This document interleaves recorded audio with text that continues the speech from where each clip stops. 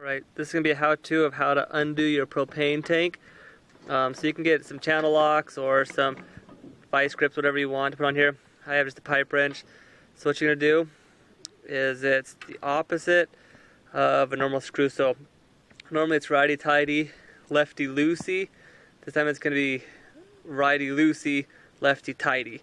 So take and you just pull up on it. So there's one turn. Looks like it's already done enough.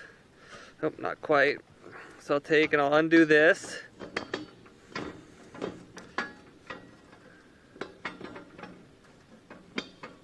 There we go. Tighten this down on here.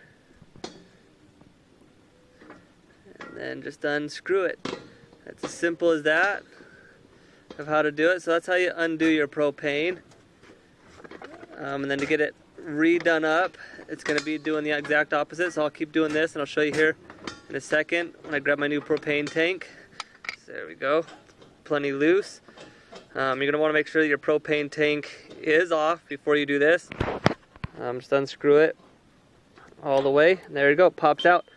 Mine has a little thing right here to keep it so that it stays on. It's got a little measuring device over here. So that's how you undo your propane tank. Like I said, righty-tighty is not the case. So that would be right. It's not screwing up, so you're going to go left. Like I said, the opposite of what you normally would. So this, let me take the old one off. I will go ahead and put the new one on right in a second. So you want to take and pull this off.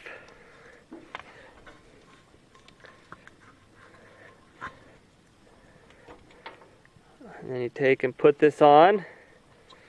You're going to want to make sure this pushes all the way in. You can see it slides like this. Push it all the way in. And then the opposite, remember, make sure not to cross thread it. Alright, once you get it on there and going, tighten it till it's finger tight. And then get your wrench or whatever you're using. And then you're just going to tighten it up. Just a little bit more, not too much, because then when you go to take it off again, it'll be too tight. So I'm going to do mine until it's pretty snug in there, because you also don't want to turn on your propane and have it leaking out the sides.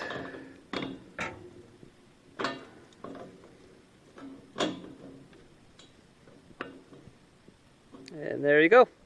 That's how you put on the propane and take off the propane on your grill.